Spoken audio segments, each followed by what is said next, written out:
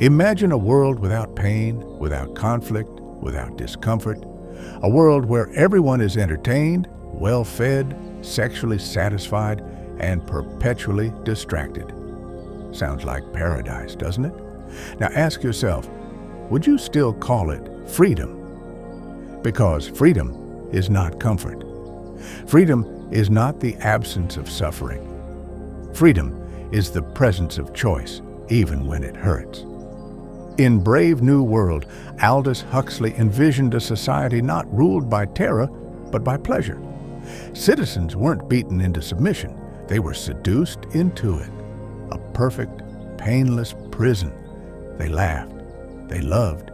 They swallowed soma pills, slept dreamless sleeps, and never questioned anything. Because questioning was no longer necessary. There was no war, no hunger, no purpose, only peace. And that peace came at the cost of their souls. The world Huxley imagined was fiction, but if you look around, it feels eerily familiar. In the 21st century, we don't need dictators.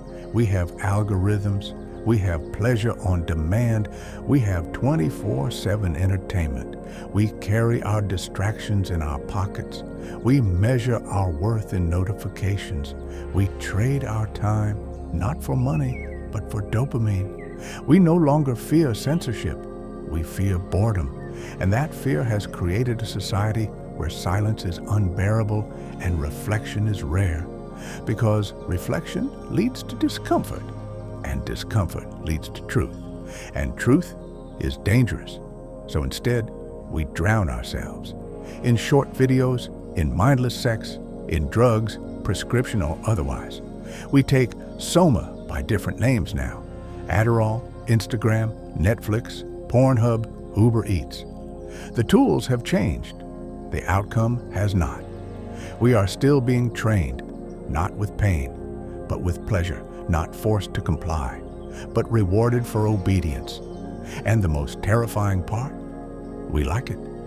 B.F. Skinner, a behavioral psychologist, once trained rats using two simple tools, punishment and reward. What he found was profound. Reward works better, not just in rats, in people. Give someone what they want every time they behave as you desire, and you will never need to raise your voice. They will train themselves. Huxley understood this. He saw the future not as a boot stamping on a human face forever, as Orwell warned, but as a warm, soothing hand that pats your head while it places a chain around your neck. In this world, rebellion doesn't die with force. It dies with disinterest. When people are conditioned to love their distractions, they stop noticing their disappearance. The family, obsolete. The sacred, laughed at. The real question mark, replaced.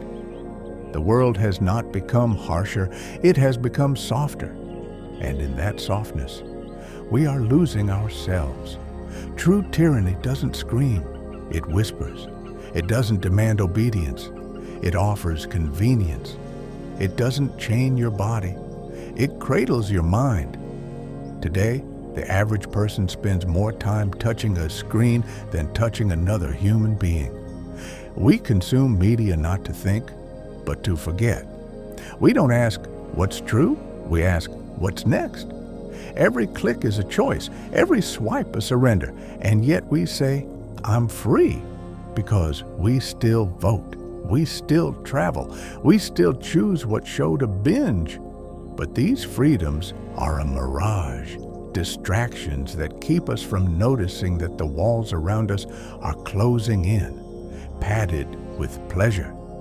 Ask yourself, when was the last time you spent 1 hour without stimulation? No phone, no screen, just presence. If that question scares you, you already know where you are. There comes a moment in every age where a line must be drawn, and that line is not political. It is spiritual. It separates not the rich from the poor, nor the right from the left, but the numb from the awake. On one side, those who welcome their sedation, who choose the screen over the silence, who trade curiosity for certainty and authenticity for aesthetic.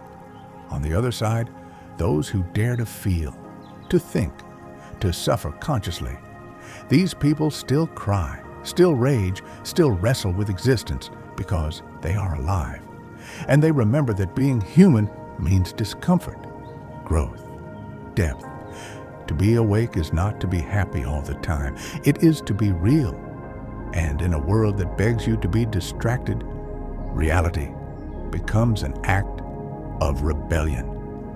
Frederick Douglass once said, "When a slave becomes a happy slave, he has renounced everything that makes him human." And this is the final truth. Freedom is not about doing whatever you want. It's about having the capacity to want what matters. And what matters is often not what's pleasurable, it's what's meaningful, what's hard, what's sacred. Here's your choice: a life of ease or a life of purpose, a life where nothing hurts because nothing is real, or a life where you bleed, but you know it's your blood. The comfort prison will always welcome you. It will offer pills, shows, partners, platforms, but the door to truth is still open.